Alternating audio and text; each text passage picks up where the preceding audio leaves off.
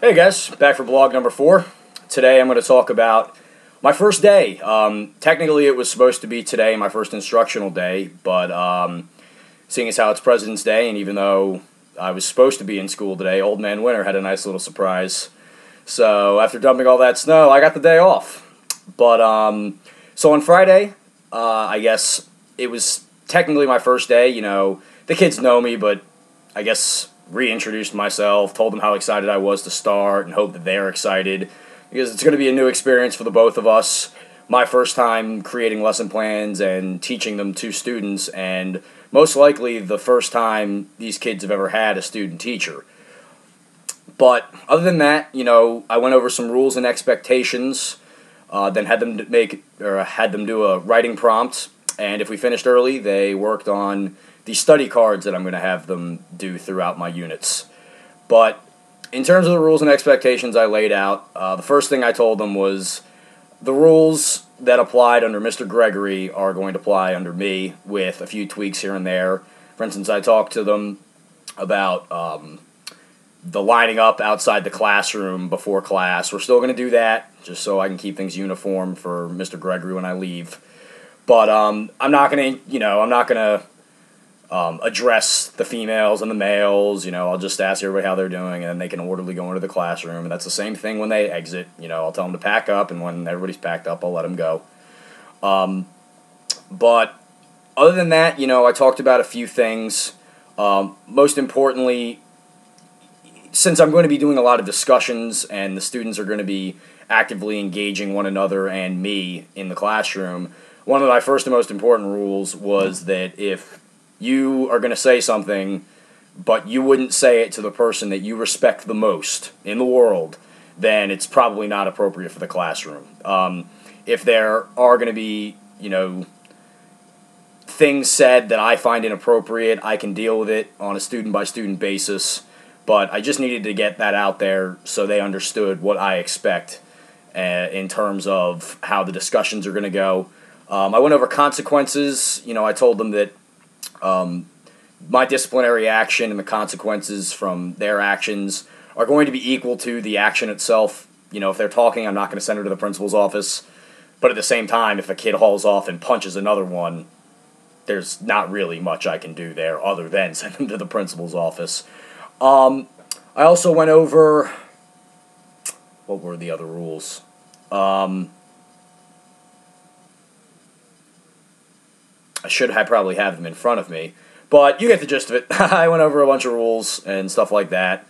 And then expectations, you know, I told them I expect them to do all their assignments because that's predicated, or I guess our discussions are predicated on the assumption that they are doing the assignments, so, you know, they can accurately be involved in the classroom. And another one was, you know, I expect them to be respectful to me as well as their other classmates. You know, no ridiculing, no pointing and laughing if somebody has a wrong answer. And speaking of that, I expected them to, you know, openly be involved in class. You know, no sitting around quietly not participating, because if I'm going to do discussions, I need everyone participating. And just stuff like that. You know, it was pretty self-explanatory. You know, anything, you know, you probably think of in terms of, you know, expectations and rules, I basically went over. And then I had the kids do a writing prompt there where they had to tell me 3 things. One of them was a little bit about themselves. The second was what they expect from me as a student teacher. You know, I told them it can range from anything I teach, you know, anything like I teach you, or I expect you to teach me well enough so that I get an A. I actually told them they couldn't use that example because I used it in class. So, you know, just stuff like that. You know, how they expected me to teach. I got a lot of answers. You know, we expect you to be fair, and, you know, we expect the class to be fun, and we expect to do a lot of activities, yada, yada, yada. And then I told them to tell me a little bit about themselves as a learner, what they like to learn about, how they learn best.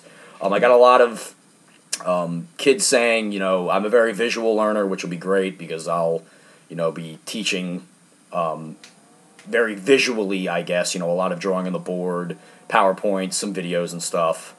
I actually did have a couple kids tell me that they don't like to learn visually, which not necessarily that that's going to be harder, but I'm going to have to make sure that I explain things well enough so that the kids that don't learn in a very visual way are still able to get, an equal, or they're able to be extended equal educational opportunities.